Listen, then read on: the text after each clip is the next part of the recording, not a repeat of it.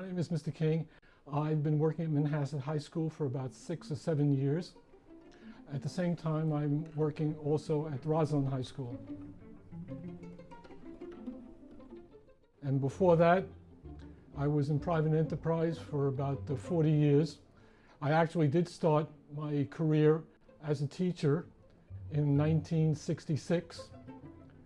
And I taught for several years. Then I went into private industry. I worked in the textile industry for about 3 years. I worked for M. Lowenstein Son, a major manufacturer of textiles. And then I worked for a distributor called Braylauer for 1.5 years. And then I went back into teaching. And I stayed in teaching I was in teaching from 73 to 79. And at that time in 1979, I applied for a job as an international sales manager, and I was hired by a company called EZM. I worked there for 14 years, and then I worked for another company called Parker Laboratories for another 21 years. I retired in 2016, and then I decided to spend my time working as a substitute teacher. My favorite memory was in the 7th grade. So I was very new and it was very nerve-wracking. He came to my classroom and I'm like, who is this guy? He's got character, he's got, all this charisma. Tells me a story about Japan. And I'm like, wow. Yeah, he left a good impression, Oh, he told the presidential suite, He's been around. The biggest thing is that, when you go through these experiences, you get to tell stories, and that's a very special ability, and I admire that about him. Something for the youth to take out of this is that you should learn how to be interesting at telling stories. So I think he's a very fine gentleman. I admire him, that aspect of him. People, especially the youth, should look up to you in your storytelling. It's a very good attribute to have. Kids need to learn how to talk and storytell. It's important. So thank you, Mr. King, for all you've done. We love you, and adios. Well, I thought that I could use my background to help me to be a more successful substitute teacher.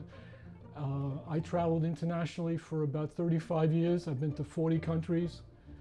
I speak several foreign languages, and I've experienced many things that I thought would be of interest to students, and students do seem to respond to my stories. I studied Spanish when I was in junior high school. I studied Spanish when I was in high school. But I really didn't, even when I was early in college, I really didn't have a clear idea of what I wanted to do. I think that developed towards the end of my college years. I started to get interested in international business. And then after I graduated Queens College and I went into teaching, I went to Baruch University at night to study international business, and I got my master's degree in international business. And that, along with my knowing Spanish and studying French at the time, I was really motivated to see the world. That's what I really wanted to do. I wanted to see the world. I remember once I still remember this, I was driving on the Cross Island Parkway, and I looked up at a plane and I say, wow, I'd like to be able to travel someday. And that's what it was all about. And I find it absolutely fascinating to meet people from all over the world and to listen to their stories and learn about themselves. My favorite thing would have to be his story about the German hotel. He always talks about it. Every single time I see him as my substitute teacher, he's always mentioning it. Mr. King, you're a great storyteller, and give Donald Trump his wallet back. The favorite story is the presidential suite.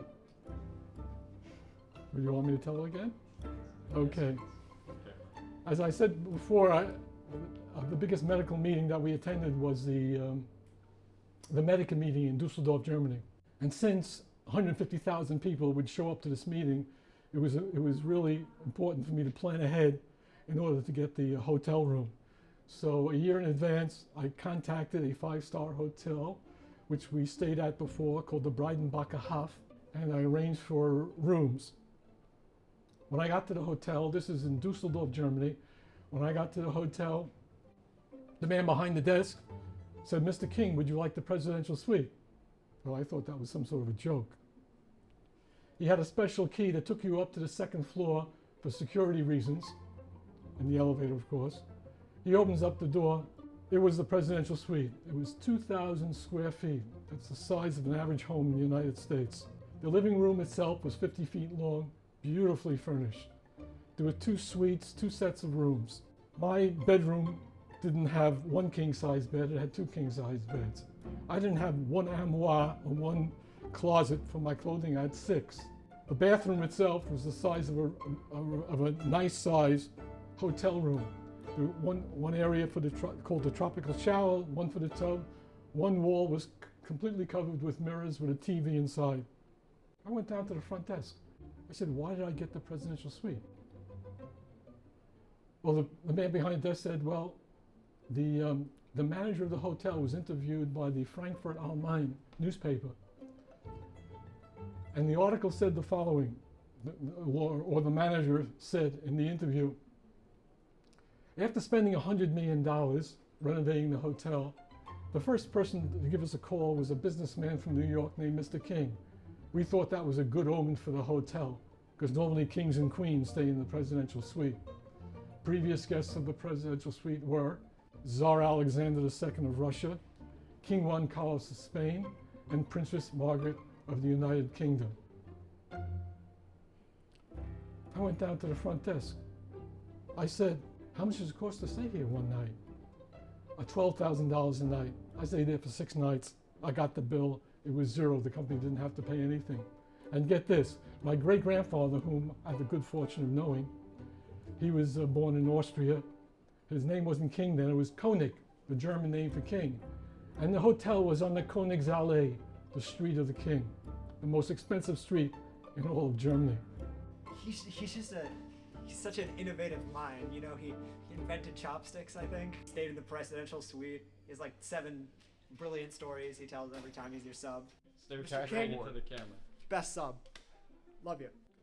Oh, I never really went into detail how I did quite an unusual thing in 1986. I was interested in, when I was working for EZM, which was a manufacturer of barium sulfate and used by radiologists to be able to make a diagnosis of any illness in the GI tract. I was interested in expanding our sales in the Japanese market. I sent several letters out to, I thought, possible candidates, and I got favorable responses of interest.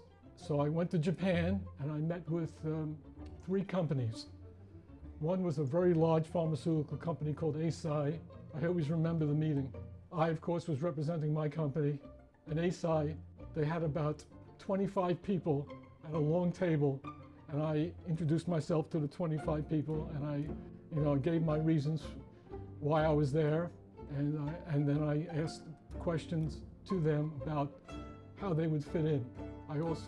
Then I met a small company called Toho Kagaku Kenkyushu, and that means something like West Side Scientific Development Manufacturing Company.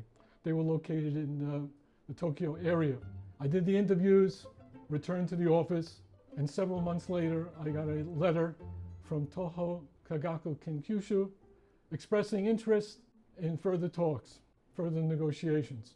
Well, several months went by, and it turned out that they were interested, we were interested in acquiring them, and they were interested in being sold. And it took about a year or so to complete the negotiations. This was 1986, and I worked with a very well-known financial company called Goldman Sachs.